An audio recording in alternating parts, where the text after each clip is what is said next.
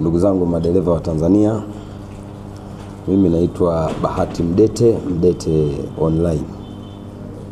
Leo nimebahatika kukaa na kiongozi wangu, katibu mkuu wa taasisi ya TATAMATA.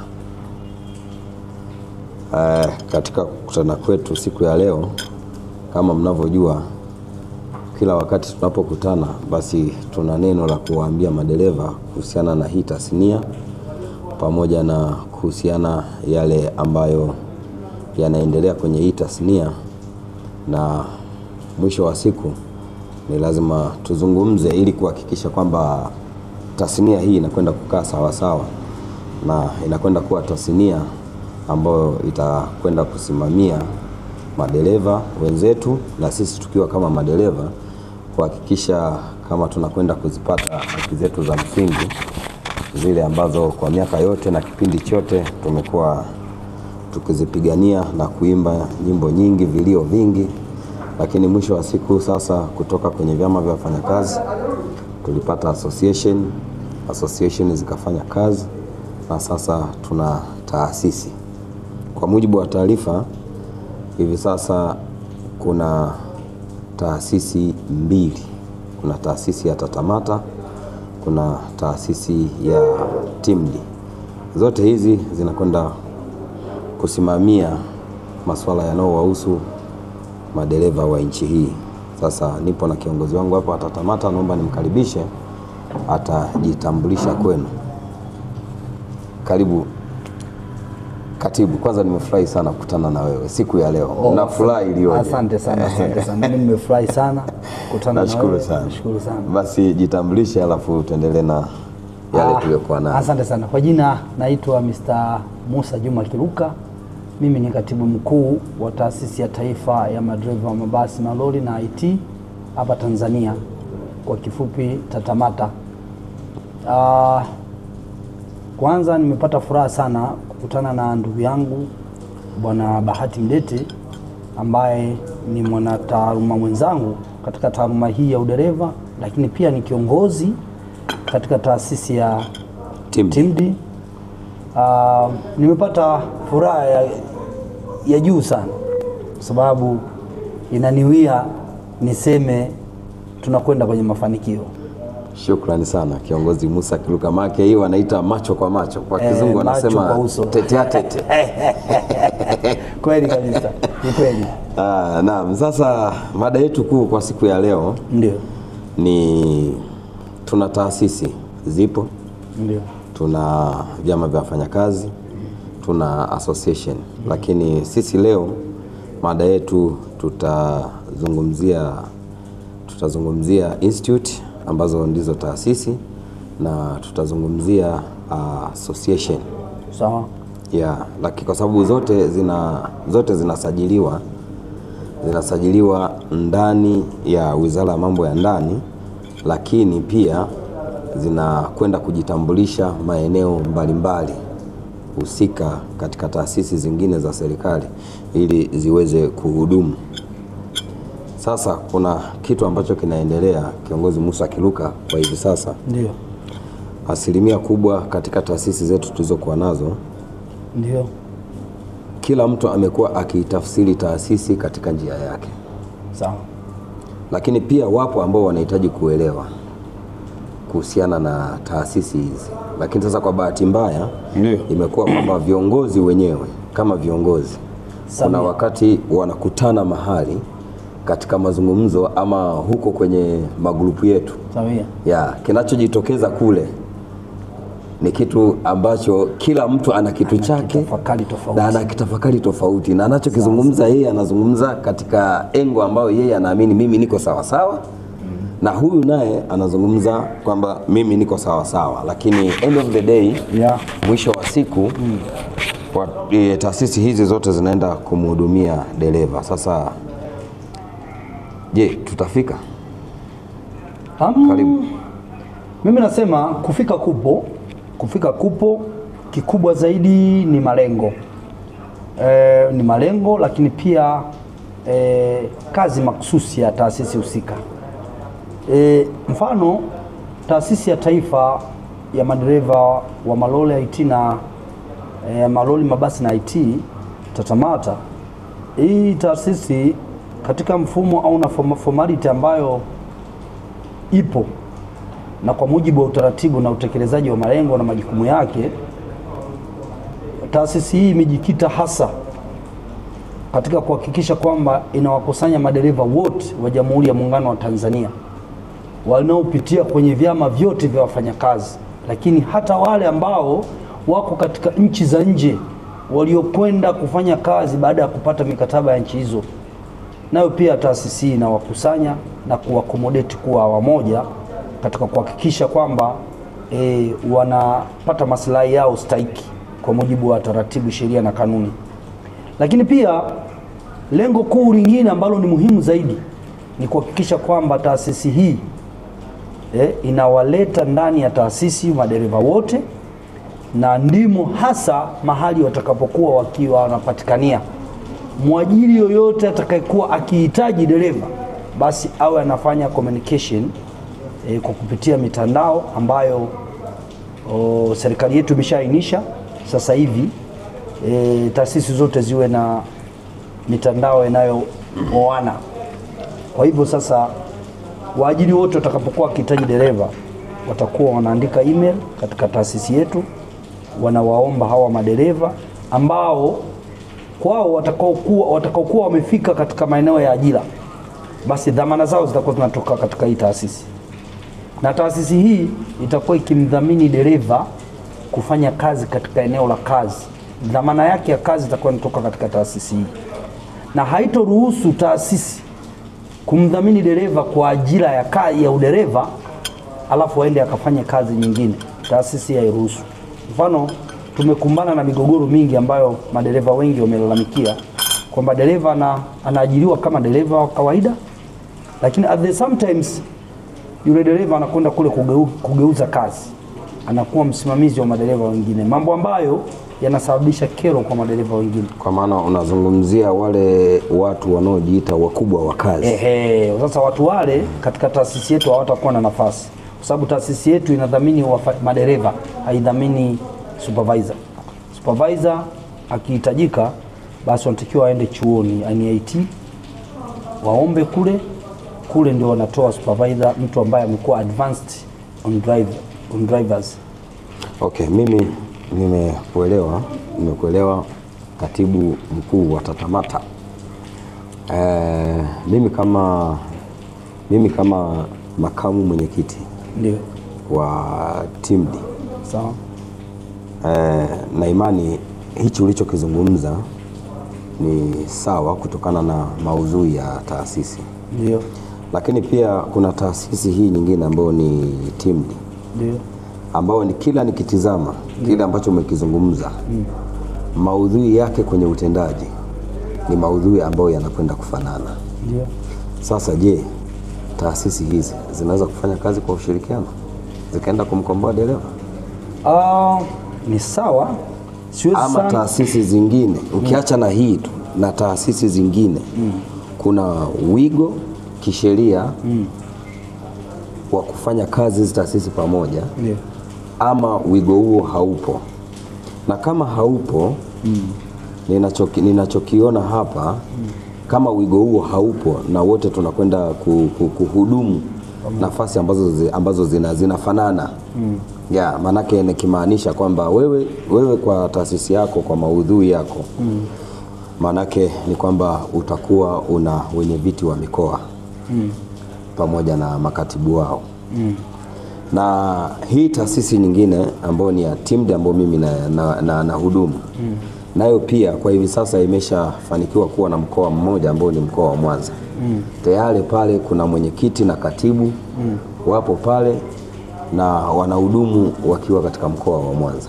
Na ndio maana nimeuliza na nikasema kwamba maudhui yanafanana. Kama maudhui yanafanana, hasa hizi mbili taasisi mbili hizi, labda nijaribu. Je, tutaweza kusonga mbele kila mmoja katika njia yake, ama huko mbele ya safari, ama hapa katikati kuna uwezekano tukatakiwa kwamba tufanye kazi kwa pamoja zile ambazo zitatupeleka katika kutumika pamoja?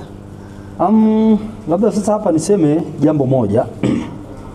Unajua hizi za taasisi kama taasisi, kila taasisi inasajiliwa kwa utaratibu na kwa maudhui ile ambayo imetaka. Mimi kama katibu wa taasisi ya TATAMATA siwezi jua sasa madhumuni ya taasisi zingine walisajili kwa utaratibu upi. Maana Wizara yetu ya Mambo ya Ndani inasajili taasisi za aina nyingi tu. Sasa siwezi jua. Mimi kama katibu mkuu wa taasisi ya TATAMATA, taasisi hii imesajiliwa kama taasisi ya taaluma ya udereva, taasisi ya kitaalamu ya taaluma ya udereva hapa Tanzania, na kazi yake kuu ni kusimamia taaluma ya udereva na kusimamia haki za mwanataaluma huyu dereva wa Tanzania, lakini pia kuhakikisha usalama wa huyu dereva mahali popote atakapokuwa, iwe Tanzania ndani au nje ya nchi na mahali popote, lakini pia kuweka mahusiano yaliyo mema baina ya nchi hiyo wanaokwenda madereva wetu, lakini pia kuhakikisha kwamba madereva hawa kule wanakokuwa wanakuwa safety na mienendo yao ya kiutaratibu wa kazi zao yanakwenda vizuri. Asante kiongozi Musa Kiluka. Ndio. Karibu sana ndugu watazamaji. Hii ni Mdete Online. Niko na mwenyekiti wa TATAMATA Musa Kiluka. Nami ninayezungumza hapa ni Bahati Mdete, Mdete Online TV. Karibuni sana.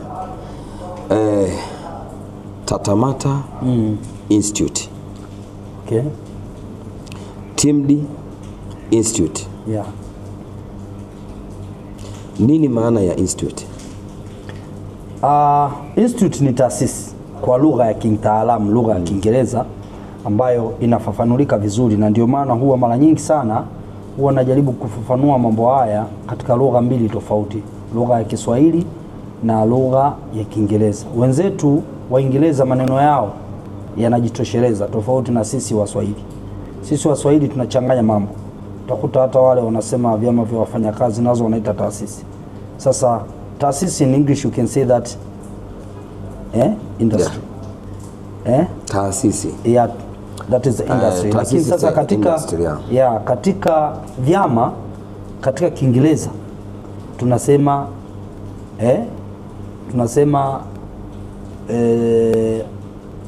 workers union.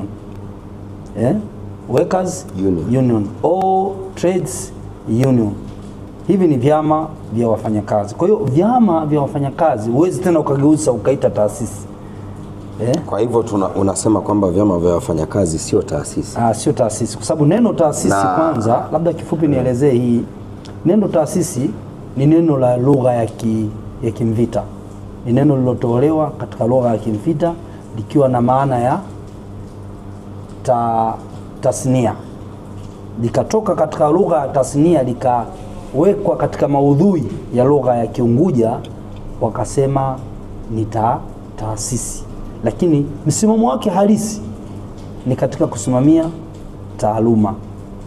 Na taaluma, neno hili lina maana kwamba ni utaalamu. Okay, sawa.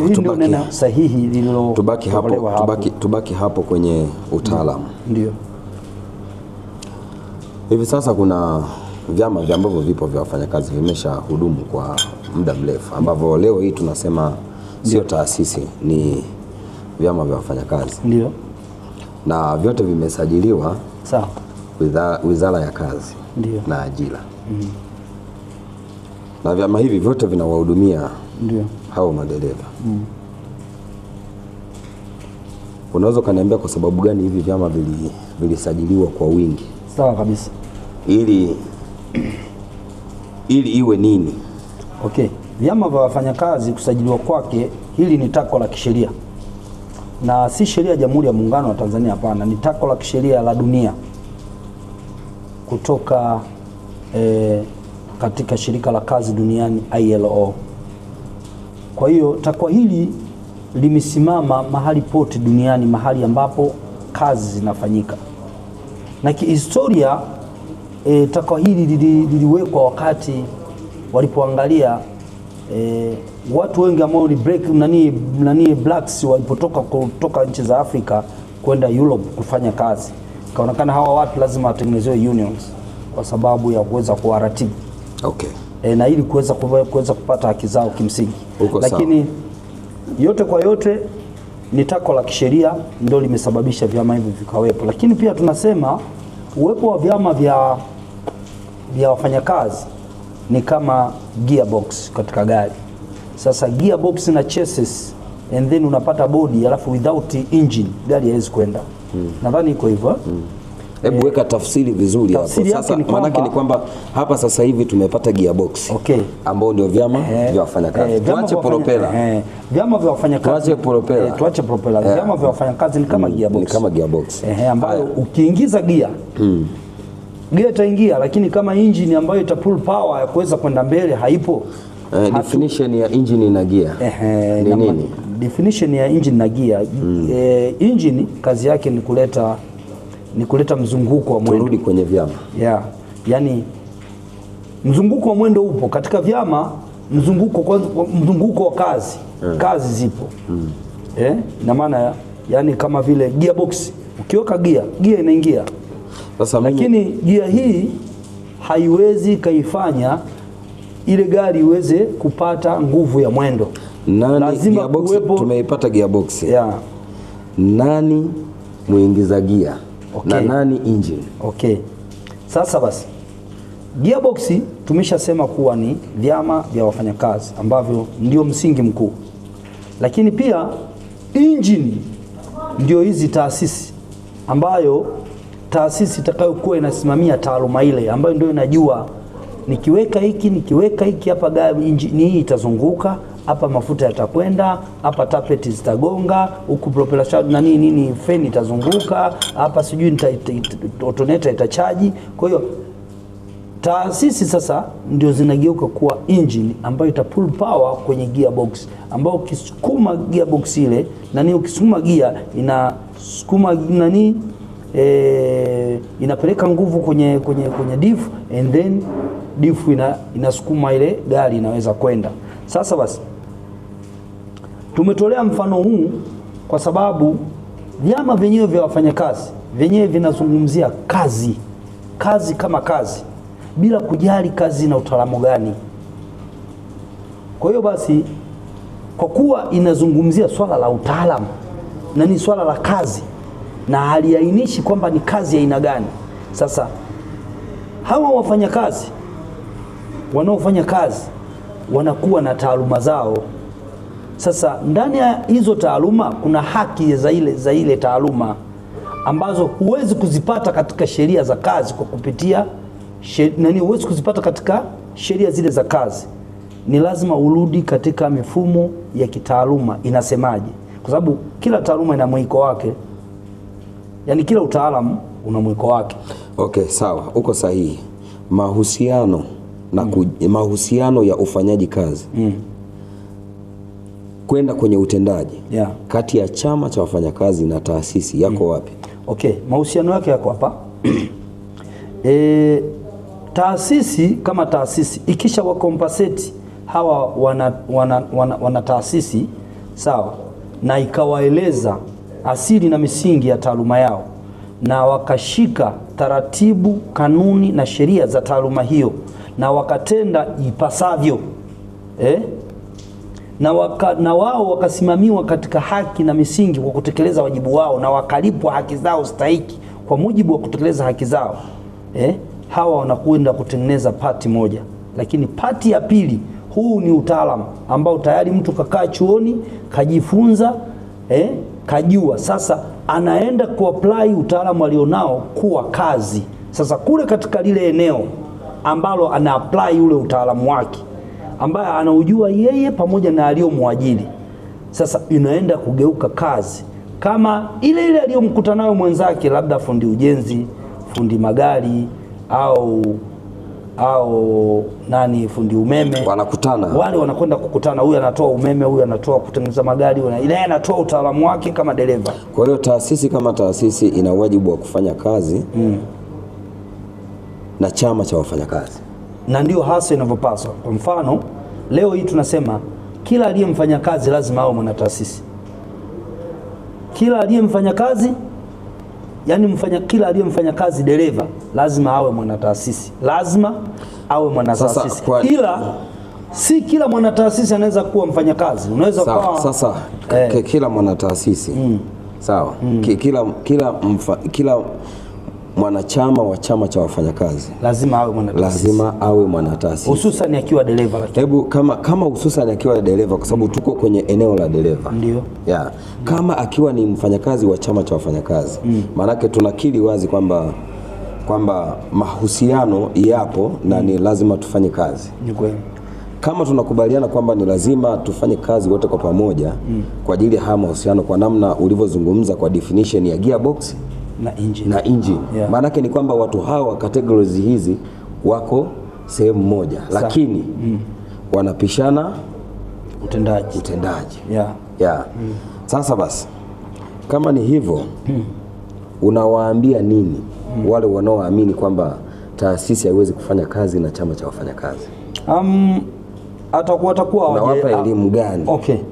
Watakuwa wajaelewa tu kielimu ni kwamba taasisi kama taasisi taasisi kama taasisi yenyewe kazi yake ni kuhakikisha inaisimamia hiyo taaluma ya huyo mtaalamu, haki zake, sheria zake, lakini katika kuidumisha ili ibaki katika maudhui na heshima yake. Hii ndio kazi kubwa ya taasisi. Asante. Neno moja. Lakini pia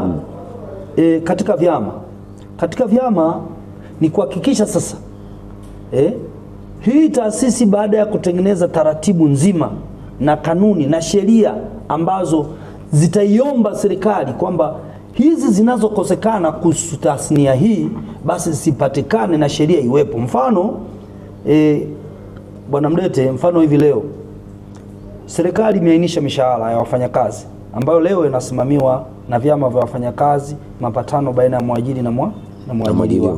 Lakini leo kuna vitu vingi vimesahauliwa, vitu ambavyo viko ndani ya taaluma ya udereva. Mfano leo hii nikikwambia Bwana Mdete, dereva wa leo anapokabidhiwa mzigo wa mafuta kupeleka DRC Congo, anapopeleka DRC Congo kule ni mbali, ni far from Tanzania. Sasa kuna utaratibu ule wa kumove mafuta, kumove from where to somewhere. Kuna yale mafuta upungufu kwa sababu diesel, that is a gas oil. Yes. Na kuna accumulation baada ya matembezi. Ukitembea kuna accumulate na mafuta yale yanatoka kupitia njia ya hewa. Sasa kuna upungufu huu. Haya mambo ya AD20. Yes. Sasa kuna kitu tunaita allowable loss. Hii allowable loss ni moving from Tanzania to DRC. That is how many kilometers? Yes, yani kuna kilomita ngapi pale? Hapo manake kwenye allowable, mambo ya AD20, tunakwenda kwenye mafuta. Haya ni mambo ya kitaalamu ambayo sasa kwayo huwezi kuyakuta katika sheria za kazi na mahusiano. Tukisema kwamba haya ni mambo ya kitaalamu. Sawa. Na maudhui ya Tatamata Institute inakwenda kusimamia tasnia na utaalamu. Manake sasa unaniambia hapa sasa kwamba institute hii itakuwa tayari imeshaandaa madarasa kwa ajili ya kwenda kuhakikisha wale wataalamu ambao inakwenda kuwatetea kwamba wamekwenda shule na utaalamu wao wanao na definition yake yani ni kwamba ikiwezekana manake sasa Tatamata itakwenda kufungua shule. Okay. Sio kwamba Tatamata itafungua shule ila tunazo shule ambazo zimeainishwa na serikali na walimu wapo. Shule zimejengwa na serikali na walimu wapo wanalipwa. Okay, tuseme kwamba sasa Tatamata itaimiza. Let me say. Vyuo vipo vimeainishwa kwa mujibu wa sheria na walimu wanalipwa na serikali wapo, lakini leo hii wanafunzi hawaatendi madarasa. Sababu za msingi ni kwamba kuna ukiritimba ambao ulipita hapo mnakwenda kusimamia sasa. Ukilitimba uliopita katikati hapa, watu tukawa tunajipa tu utaalamu bila kufuata taratibu, kanuni na misingi ya sheria, ambao ndio ulipelekea mpaka tasnia yetu ya udereva ikaenda kudhalilika.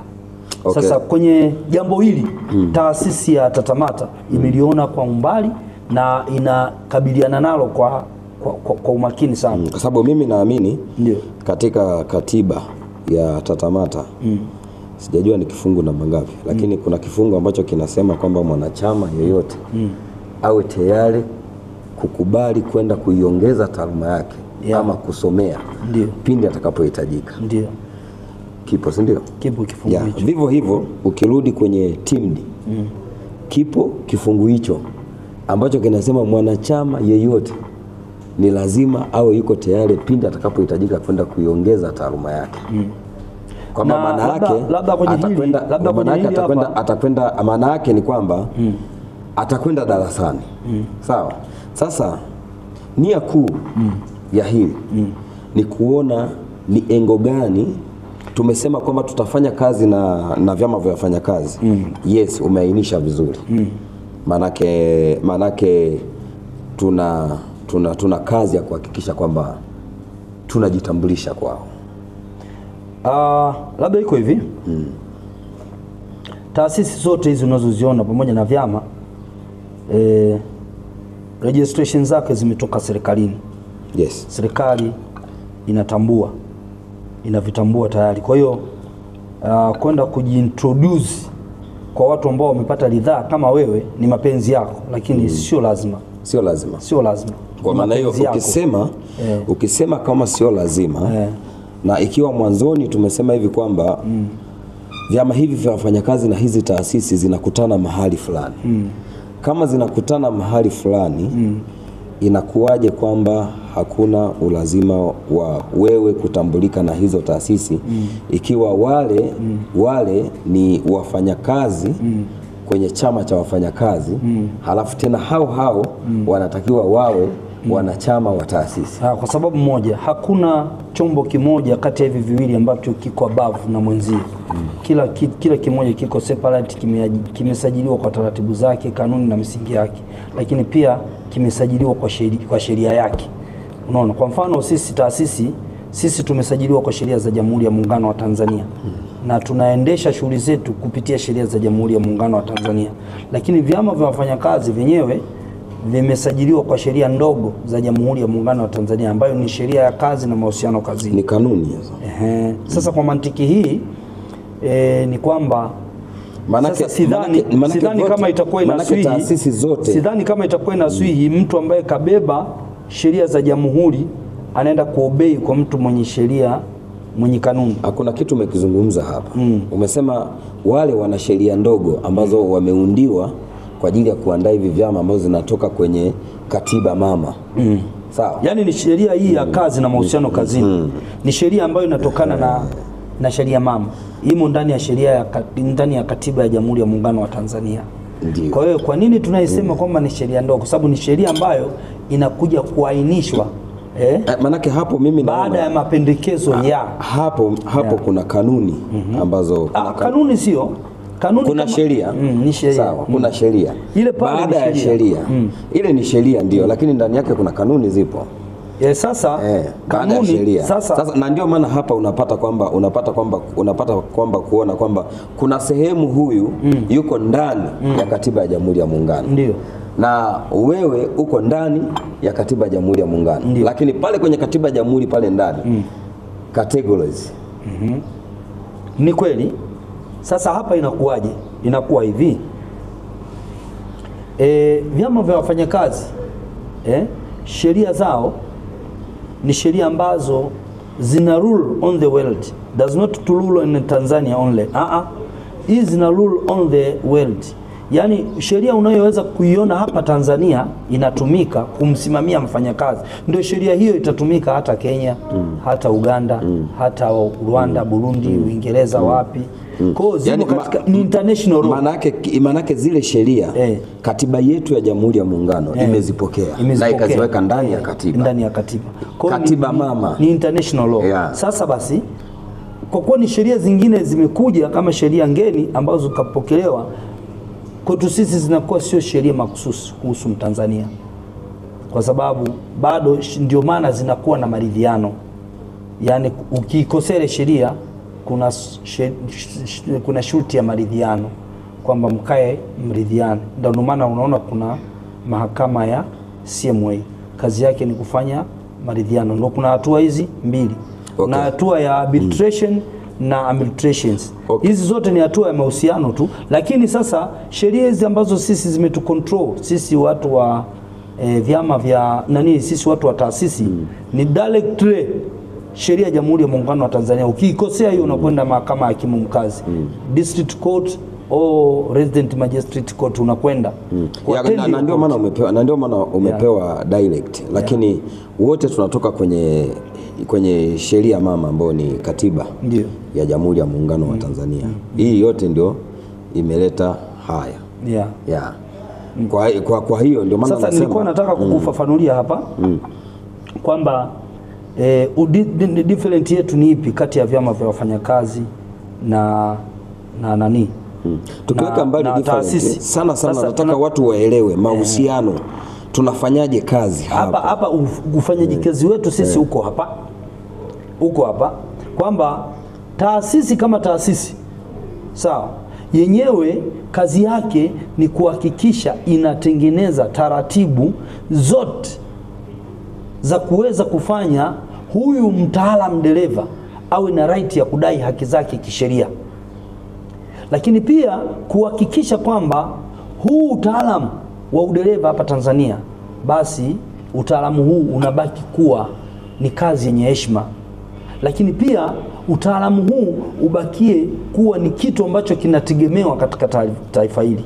Sasa hivi tunavyozungumza mimi na wewe, taaluma hii ya udereva sio sekta rasmi, na hivi leo tumekuja kimkakati kama TATAMATA tumekuja kimkakati kwamba ni lazima tuhakikishe kwamba ndani ya muda wetu wa kuhudumu kama taasisi tutahakikisha kwamba tunairudisha taaluma ya udereva kuwa sekta rasmi, kwa sababu tayari ndio imekusanya nguvu kazi kubwa sana ya nchi. Vijana wengi wako included katika hii kazi. Sasa kwa nini sio sekta rasmi? Hapo ndio tunapokuja, yani hapo ndio kwenye lakini vyama hivi vyetu lakini vyama vyetu vya wafanyakazi ambapo tuko navyo, hivi vyama vyenyewe vimeobei, vimekubali kwamba kuendelea hii udereva kutokuwa sekta rasmi. Hapo ndipo ambapo tunakuja mahali ambapo kila mtu anahitaji kujua. Labda bwana Mdeto, mimi nikuulize swali moja. Kwa hizi taasisi. Labda mimi nikuulize swali moja. Niulize. Hivi leo unataka kuniambia makampuni yote Tanzania ambayo unayajua wewe, yote Tanzania ndani yake kuna vyama vya wafanyakazi? Yako mengine hawavipo vyama vya wafanyakazi ndani. Je, inamsababisha yeye asifanye kazi? Yale ni makosa kisheria. Umeona, lakini je afanye? Ni makosa kisheria ambayo anafanya kwa sababu ni sheria ambayo iko wazi. Ukishakuwa na mfanyakazi, mfanyakazi anatakiwa ajiunge kwenye vyama vya wafanyakazi. Okay, wanafanya ili aweze kuzipata zile haki zake. Nani atakwenda kuzisimamia? Sasa kwenye taifa letu, kwa sababu yule anayekwenda kuzisimamia, kwa sababu hivi vyama vya wafanyakazi sisi tukisema hivi tu kwamba tuseme kwamba vyama vya wafanyakazi vitekeleze majukumu yao, taasisi zifanye majukumu yao. Lakini pale tunapokuja kukutana, tunapokuwa pamoja, basi twende tukafanye kazi pamoja. Okay. Kwa sababu hapa sasa hivi taasisi kama taasisi haiwezi kwenda kwenda ikazungumzia habari ya mshahara wa mfanyakazi. Ikiwa pale kuna chama cha wafanyakazi kipo pale. Na ndio maana sasa kusimamia na kuboresha. Sasa iwapo kama mahusiano haya yametengenezewa wigo huo mkubwa kiasi hicho, maana yake ni kwamba ni wazi kabisa kwamba hizi haki tunazo kwenda kuzitafuta yani tafsiri yake ni kwamba hatuzipati leo. Labda tutazipata, lakini tutachelewa kwa kutafuta. Labda nijaribu kukuambia hivi. Iko hivi. Uwepo wa taasisi una maana kubwa sana. Kwa sababu taasisi ndio inayojua ugumu wa taaluma hiyo unayoifanya wewe. Na taasisi ndio inaweza ikaeleza kero na kadhia mbalimbali unazozipata wewe. Lakini pia taasisi ndio inaweza kukuambia kwamba hiki kitu kinakwenda hivi na hiki inaenda hivi na hiki hakiendi hivi. Lakini pia taasisi ndio inaweza kutoa mwongozo wapi twende kuifuata hii tasnia na wapi tusiende ili sasa hapo ndipo panapohitaji mashirikiano. Sasa katika ushirika huu lakini sasa kwenye ushirika huu umesema hivi kwamba sio lazima taasisi ishirikiane na hujanielewa. Nimesema hivi sio lazima kujitambulisha kwao. Sio lazima. Lakini sasa utashirikiana nao vipi? Okay, kujitambulisha hakusababishi wewe ushindwe kushirikiana nayo, kwa sababu yeye kama yeye ana play part yake na wewe kama wewe una play part yako. According mnakuja kukutana katikati. Huyu kafanya kazi yake na huyu kafanya kazi yake. Mwisho wake katikati mnakuja kukutana kwamba kumbe ukifanya hivi kifanyika hivi kinakuja kuunganika hiki. Ni kwa mfano leo hii wenzetu wanaotengeneza magari, anayetengeneza tairi mwingine, anayetengeneza chassis mwingine, anayetengeneza engine mwingine, anayetengeneza gearbox mwingine, anayetengeneza bodi ya gari mwingine. Lakini from there wanakuja huyu analeta engine, huyu analeta chassis. Ukumbuke huu mfano wale wanaunda kitu. Lakini sisi kwenye hizi taasisi zetu tunatetea haki. Okay. Na hapa kwenye kutetea haki huyu mfanyakazi dereva au huyu mwanataaluma au huyu dereva wa nchi hii anasimamiwa na vyombo vitatu. Okay. Chama cha mfanyakazi, hebu nisubiri kwanza. Association, samani kidogo. Taasisi. Samani kidogo nikuweke vizuri upate kuelewa.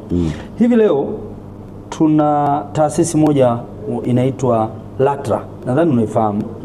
LATRA ndio wamiliki wa vyombo vyote viendavyo nchi kavu. Sawa, lakini pia dereva. Watu hao wamepewa mamlaka sawa ya kuhakikisha kuwa wanataka kujua habari za dereva, sio haki zake. Angalia hapo, sio haki zake. Wanataka kujua mwenendo wa dereva. Ndio maana wakatupa hizo sheria. Sasa katika kulitafuta hili sasa sisi taasisi kama taasisi, kwa mfano sisi taasisi ya taifa ya TATAMATA, taasisi hii yenyewe inakwenda kujikita hasa katika kuhakikisha huyu dereva ambaye haki zake kimsingi zingine zimepotezwa bila sababu za msingi, lakini zingine hazijaundiwa sheria, lakini zipo zingine zinafinyongwa tu. Sasa ndio maana tukasema kwamba kwa sababu hizi haki ambazo zinafinyongwa zilishindwa kuongelewa na vyama, kwa sababu vyama kazi yake ni kuziongelea sheria zilizokwisha ainishwa. Leo tunataasisi nje ya mambo ambayo hayajaainishwa hawawezi kuongelea. Wataongelea kwa evidence gani? Tuweke vyama vya wafanyakazi pembeni. Ndiyo. Leo tuna taasisi mbili. Ndio. Unaamini kwamba TATAMATA peke yake itakwenda kuleta hayo mabadiliko ama italeta mabadiliko kwa kushirikiana na taasisi nyingine? Sasa hapa labda niseme kitu kwa sababu wewe unapokwenda hapa sasa hivi tuseme kitu kimoja. Wewe sasa hivi umekwenda kupeleka jambo fulani. Unajua kwa nini nashindwa kuzungumzia hilo? Kwa sababu moja, maudhui ya taasisi ambayo ni ya TIMDI mimi siyajui. Na sijui. Nimeeleza lakini. Na sijui sasa katika regulation wewe kunielezea unaweza kama umenielezea lakini yani ni sawa, umeona ni sawa vile wewe unavyonielezea. Lakini sasa una mimi hii taasisi ya TATAMATA. Taasisi ya TATAMATA kwanza lengo lake la kwanza, uwepo wake ni kwamba ni lazima huko tunakokwenda, yani sababu ya kuianzisha tunataka tuhakikishe kwamba kila dereva anaingia kwenye hii taasisi, ili mwisho wa siku madereva hawa kwenda kwenye mayadi mengine wao wanapatikana kutokea hapo. Kusiwepo kabisa na mtu atakayeweza kuchukua tangazo kuandika kwamba hapa pana kazi ya dereva. No. Kumbuka anapokwenda kwenye ile yadi nyingine anakwenda kuwa mfanyakazi. Nisikilize sasa vizuri. Nisikilize vizuri hapo. Kwa sababu hii ni taaluma inayopatikana kwa hao wataalamu. Wataalamu hawa wote wanakuwa included na taasisi ya taifa ya madereva wa malori, mabasi na IT Tanzania. Hawa ndio wanapatikania humu. Kwa hiyo anayewataka ataingia kwenye email ya taasisi kwamba mimi nataka hawa madereva. Sasa sisi tutakuuliza, tuna madereva wa aina tofauti. Tuna dereva wa Interlink, tuna dereva wa Superlink, tuna dereva wa pulling na tuna madereva wa semi. Wewe unataka dereva wa aina gani? Utatuambia wewe dereva unayemtaka. Na kila dereva atakuwa na current yake. Na kuelewa dereva huyu, labda ngoja nikumalizie kidogo. Dereva huyu unayemtaka wewe labda wa semi, sisi tunakuuliza unataka wangapi? Nataka madereva 50. Wenye weledi upi? Maana tunao wa grade 1, tunao wa grade 2, grade 3 haimati hapa katika watu wa heavy trucks. Grade 3 ni huko chini kuanzia tani 7 kurudi chini. Sawa. Kwa hiyo sasa nakumalizia hapa. Kwa hiyo sasa tajiri anapopewa huyu dereva anaelezwa kabisa, dereva huyu unamtaka wewe mshahara wake ni 700,000. Unataka wangapi? Nataka 20. Hawa hapa. Sawa. Hawa wanapotoka hapa katika hii taasisi kumuendea huyo tajiri, sisi tunatoa mkataba wa taasisi ambao unaeleza right zote za huyu dereva, haki zake zote zinaelezwa humu. Sasa basi mkataba ule unaokwenda kwa mwajiri huu unakuwa na thamani na wakwake pia unakuwa na thamani. Kama vile ukikosea mkataba ule kule wa mwajiri kule, utatakiwa mwezi mmoja uulipe bila, yani ufanye kazi bila kulipa. Otherwise uchukue current Tanzania shillings yenye thamani na mshahara ule umlipe ili wewe uwe up to date. Sasa basi nakumalizia hapa. Kwa hiyo sasa hata huu mkataba huu atakaotoka nao kwenda nao kule, mkataba huu utakuwa na thamani. Mwajiri akiuvunja atatakiwa kuulipa.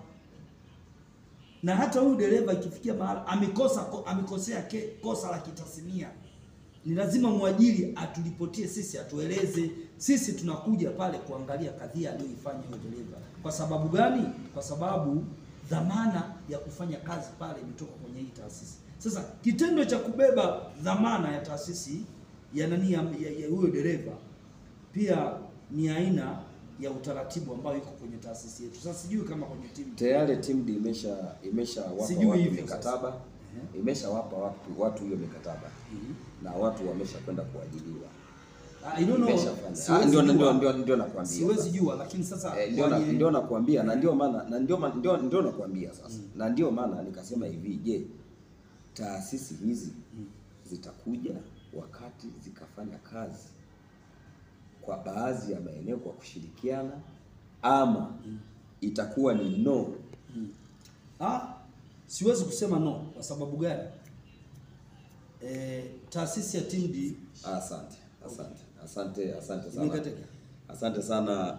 Mtatusamee kidogo kwa sababu tumekwenda dakika nyingi sana, tumeona kama tunatiririka tu. Kiongozi wangu Musa Kiluka anamwagika. Kwa hiyo shukrani sana kiongozi Musa Kiluka. Lakini niseme tu mwisho, Date Online kesho na kesho kutwa.